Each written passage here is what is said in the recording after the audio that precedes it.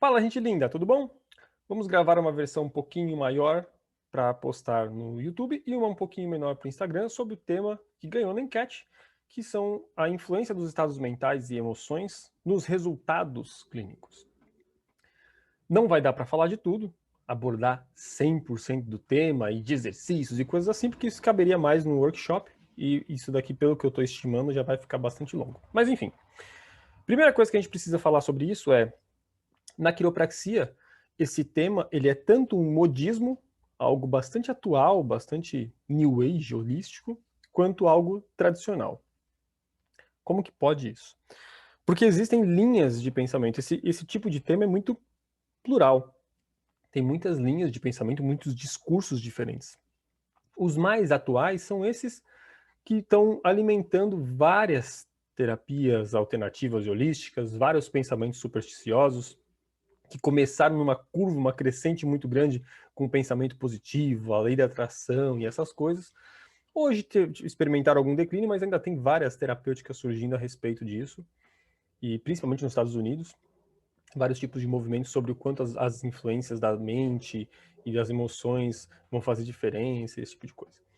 Mas na quiropraxia, a nossa ancestralidade quiroprática, ela passa pelo mesmerismo, ou terapia magnética, como preferiram chamar nos livros de história da quiropraxia, que vai remeter a Paracelso, Hermetismo, e que fala muito sobre essa ideia de intenção de cura, de direcionar energia vital por meio da intenção, ou que essa influência das emoções positivas, e aí você vai entrar sobre várias coisas que vieram a dar origem a esse modismo também, essas ideias hoje de alinhamentos de chakra, essas coisas todas têm toda essa tradição mais antiga. Então na quiropraxia a gente vai ver isso presente também. Quiropraxistas falando de um discurso muito mais similar com esse contemporâneo, dessas várias terapias novas, e que são, vamos colocar assim uma palavra que pode ter um peso pejorativo, mas que estão na moda hoje em dia, e tem quiropraxistas que falam sobre essas coisas muito mais próximas do discurso tradicional do D.D. Palmer, que veio a mudar com o tempo.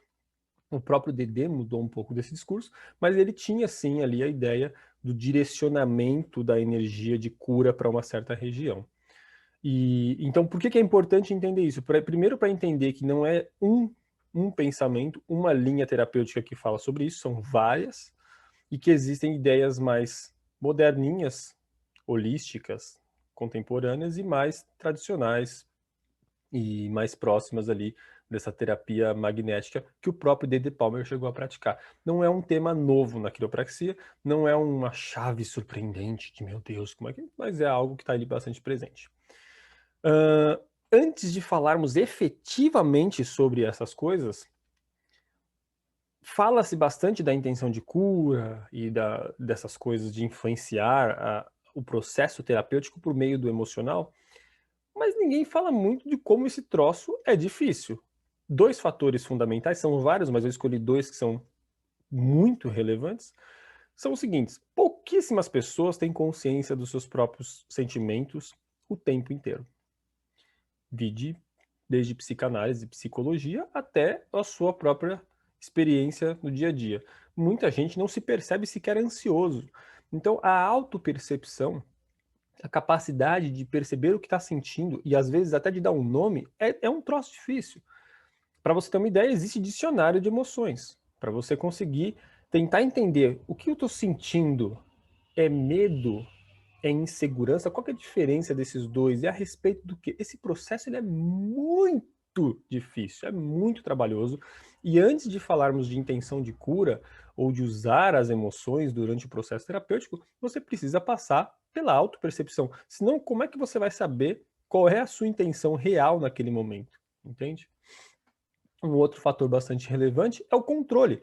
Lindo e maravilhoso, eu consegui identificar que eu estou aqui ansioso porque vou receber um e-mail, sei lá do que, e preciso ver aquele e-mail, eu não sei se agora chegou a pessoa que eu vou atender, e agora eu preciso sair desse estado de ansiedade e me sintonizar com uma intenção de cura, uma compaixão, seja lá qual for a emoção.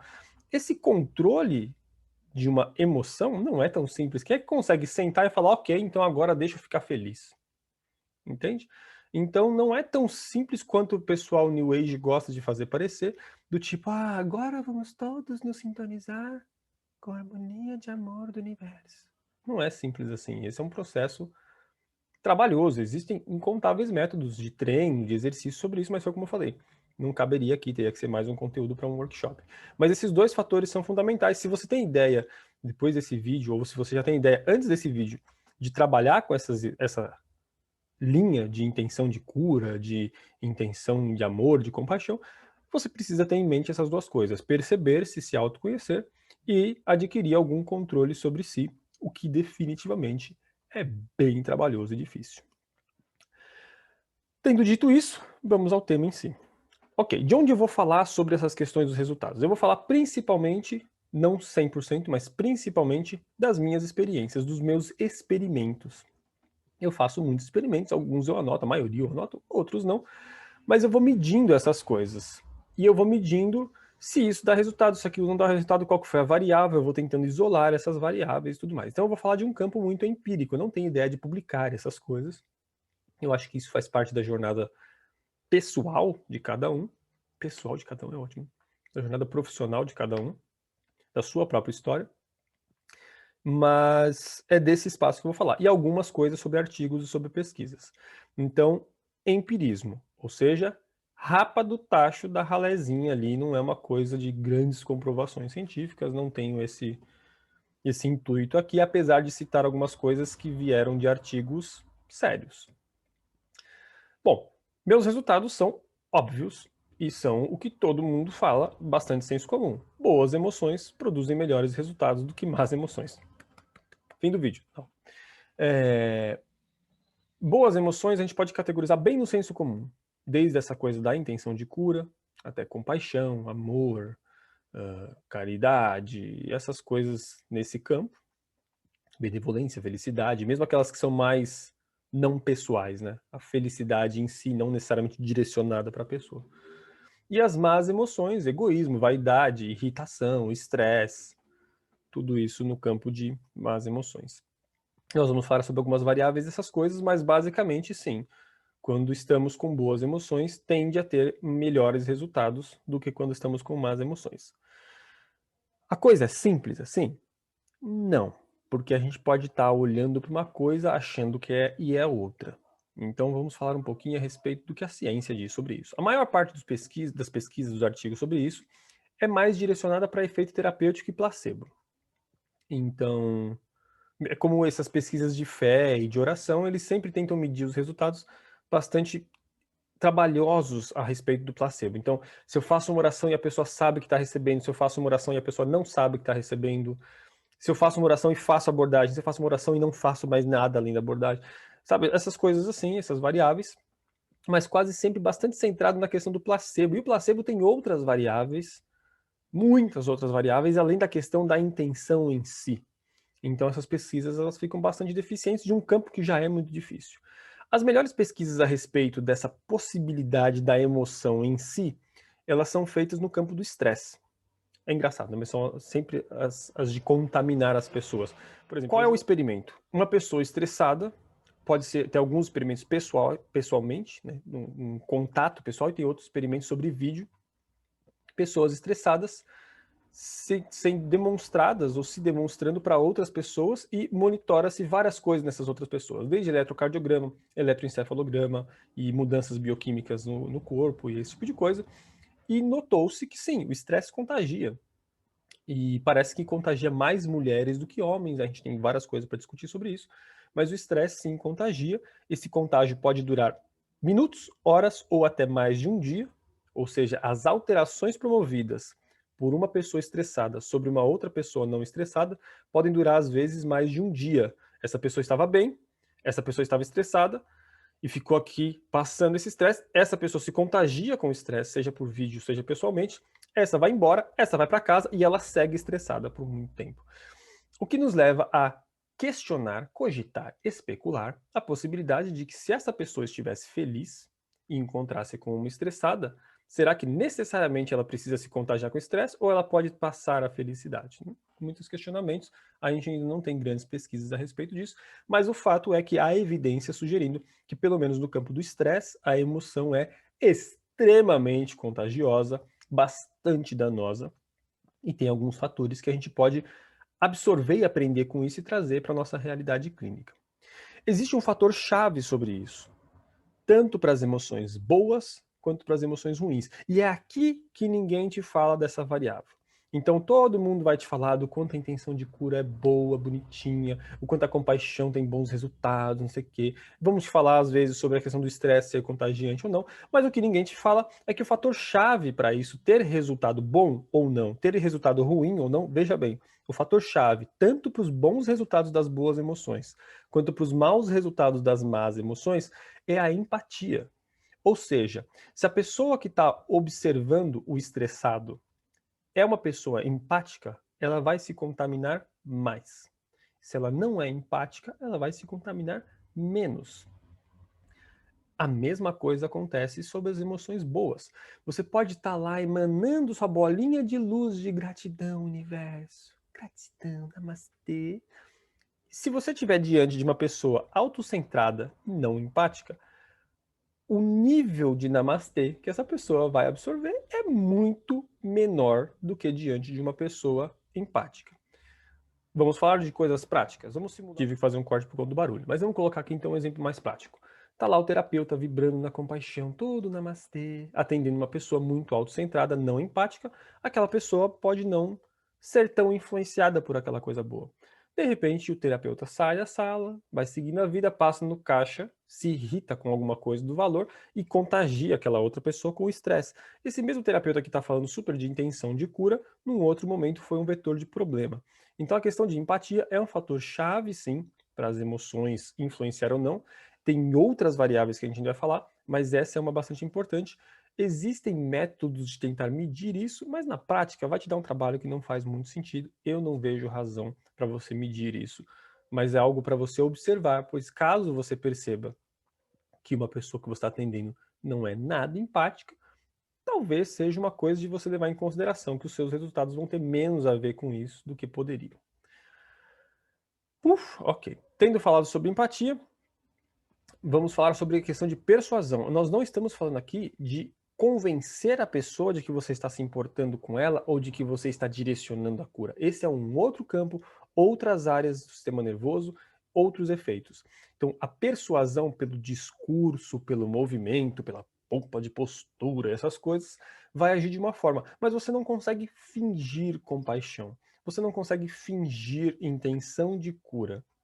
Você até pode tentar convencer sobre algumas coisas a respeito disso, mas esse convencimento mental, racional, é diferente desse contágio que a gente está falando do emocional. Alguém fingindo estresse não passa esse estresse adiante tanto quanto alguém realmente estressado. Talvez isso dependa da sua capacidade de ator, talvez não, ou da sua sociopatia, mas o fato é que para você transmitir essa emoção, o fingimento, a teatralidade daquilo não tem exatamente os mesmos resultados e talvez isso tenha a ver com uma variável relevante. Nós não sabemos dizer se os melhores resultados na prática da compaixão e da intenção de cura vêm da intenção em si, da felicidade, da paz de espírito em si, ou vem de uma melhor predisposição técnica do terapeuta. Então imagina que você está lá, você vai realizar alguma terapia e que dependa do seu desempenho, você obviamente vai realizar o melhor desempenho se você estiver de bom humor e feliz do que se você estiver estressado. Claro que isso tudo vai para o campo do controle, do quanto você consegue manter o seu foco, mas existem coisas que escapam do seu controle, principalmente se você não se dedicou muito a treinar isso ou não nasceu com uma capacidade natural. Mas se você não está de bom humor, se você está preocupado, com medo, inseguro, estressado, a sua qualidade técnica cai. Se a gente fala de uma terapêutica, de uma abordagem menos suscetível a esse tipo de coisa, como um medicamento, por exemplo, o médico pode estar muito pistola da vida, irritado com a pessoa que ele está atendendo, pouco se lixando para aquela pessoa. Se é uma pessoa horrorosa, ele vai lá e prescreve medicamento. Se é o medicamento certo, é a química certa, ainda que a gente possa especular questões metafísicas de influenciar a fórmula e tal, das quais, obviamente, eu não sou muito fã, mas passou o medicamento, a química ali acabou. A mesma coisa se for aparelho, você regula o aparelho na frequência X, coloca ali na pessoa, você pode estar de má vontade, o aparelho vai fazer o efeito que ele tem que fazer. O efeito de contágio emocional bom ou ruim pode se dar em outro nível, mas a sua questão emocional não vai influenciar ali diretamente a sua qualidade técnica. Em contrapartida, terapeutas manuais vai sim, e você já sabe disso. Se você atuou por pelo menos uns 2, 3 meses ou um ano numa prática de terapia manual, você sabe que o seu estado emocional vai influenciar a sua qualidade técnica.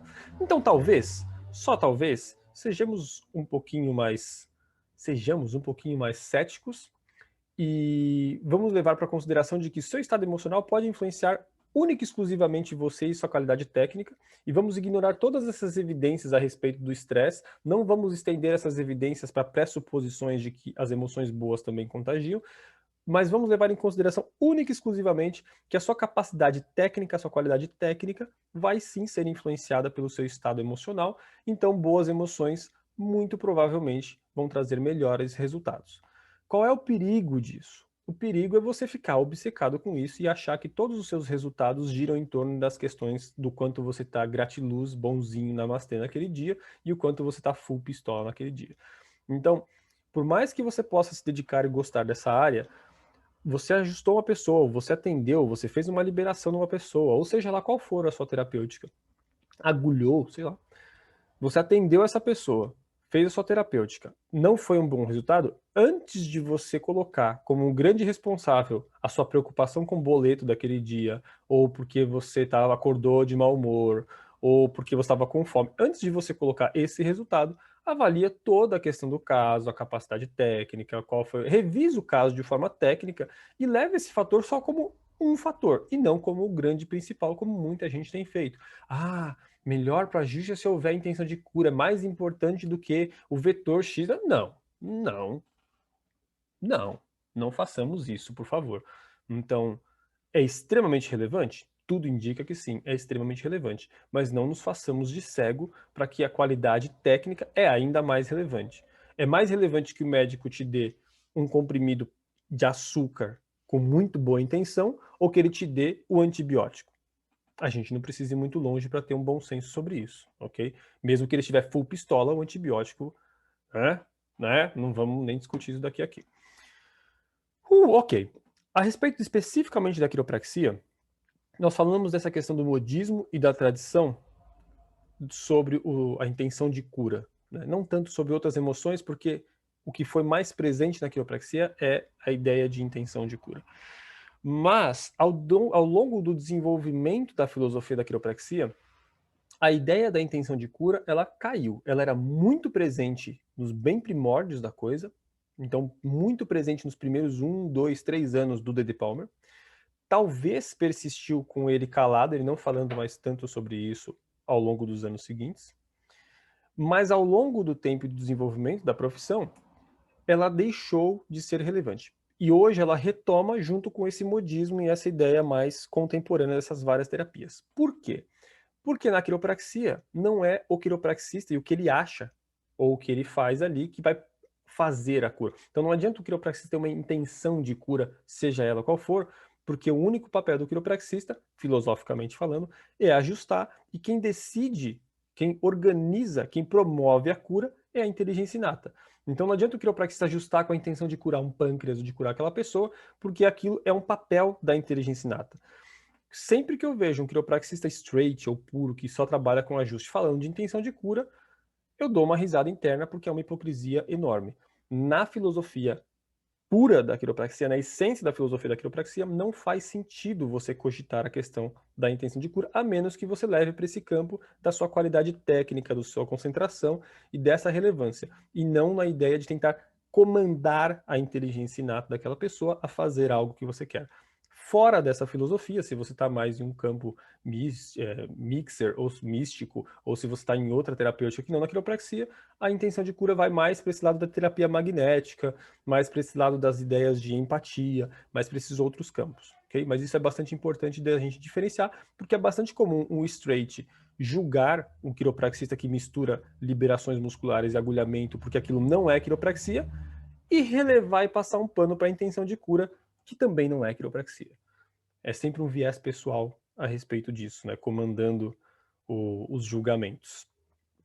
Basicamente é isso. Se você quer aplicar, então, o seu passo a passo é trabalhar sua autopercepção, o seu autoconhecimento, perceber as suas emoções, você ter um mecanismo de automonitoramento, depois partir para desenvolvimento de controle sobre essas coisas, de condicionamento dessas emoções. Tem coisas desde tradicionais e milenares e budismo, yoga, essas coisas todas que podem ajudar, e tem coisas muito mais atuais, e coisas como pesquisas científicas de determinadas posições para emoções, tem muito material a respeito de como você promover melhores emoções e sensações. Terapia sempre ajuda, você vai atender muito melhor, até se você receber uma boa massagem e tiver com o corpo mais confortável, suas emoções tendem a ser melhores também com isso, mas terapia psicológica, emocional mesmo, ela é bastante relevante. Sua situação social vai influenciar isso também, então tudo isso vai é muito mais difícil um quiropraxista ou um terapeuta, seja ele qual for, ficar numa boa intenção de cura se ele estiver preocupado de pagar as contas dele, por alguma razão tá faltando dinheiro ali, ou se ele estiver preocupado porque ele brigou com familiares, ou se ele tiver com alguma doença e está preocupado com isso, isso tudo vai influenciar sim.